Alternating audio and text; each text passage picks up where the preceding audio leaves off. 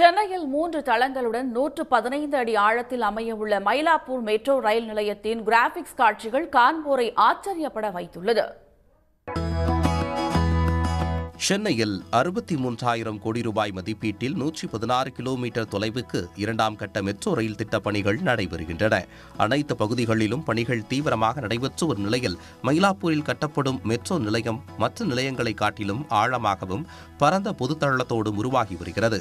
பொதுத்தளம், வணிக அலுவலகம், மேல் நடைமேடை, கீழ் நடைமேடை என 4 நிலைகளுடன் தரைக்கு கீழே 115 அடி ஆழத்தில் இந்த நிலையம் அமைய உள்ளது.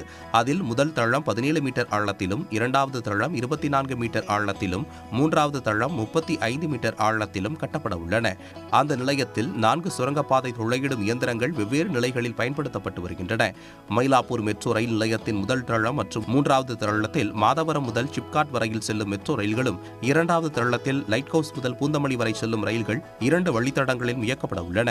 மயிலாப்பூரில் நிலத்தின் பரப்பு குறுகியதாக இருப்பதால் 3 தளங்கள் அமைக்க வேண்டியுள்ளதாக அதிகாரிகள் தெரிவித்துள்ளனர்.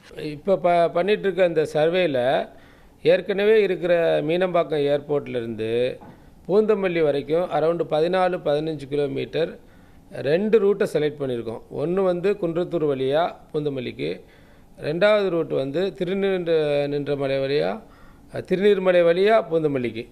அங்கே பூந்தமல்லியிலேருந்து ஏற்கனவே ஸ்டடி பண்ணியிருக்க டிஎஃப்ஆரோடு சேர்த்து இந்த ஸ்டடியும் சேர்த்து பண்ணுறோம். மொத்தம் 60 கிலோமீட்டர். இந்த 60 கிலோமீட்டர் 60 நிமிஷத்துக்கு உள்ள பயணிகள் சென்றடையுமாறு நாங்கள் ஸ்டடி பண்ணுறோம். அதனால் பல இடங்களில் ஸ்டேஷன் 4-5 கிலோமீட்டர் தள்ளி இருக்கும். மெட்ரோ மாதிரி ஒவ்வொரு கிலோமீட்டருக்கும் ஒரு ஸ்டேஷன் இருக்காது. மெட்ரோ ரயில் பணிகள் நிறைவடைய 6 முதல் 8 மாதங்கள் வரை ஆகலாம் என கணித்துள்ள அதிகாரிகள், மண் பரிசோதனைக்கு பிறகு திருமயிலையில் பாறைகளும் மணலுமாக இருப்பது கண்டறியப்பட்டுள்ளதாக கூறினர். மெட்ரோ கட்டுமானத்துக்காக ஆழம் தோண்டுவது, சுரங்கம் அமைப்பது, வெளிச்சுவர் கட்டுவது போன்றவற்றில் பல்வேறு சவால்கள் நிறைந்திருப்பதாகவும் கூறப்படுகிறது.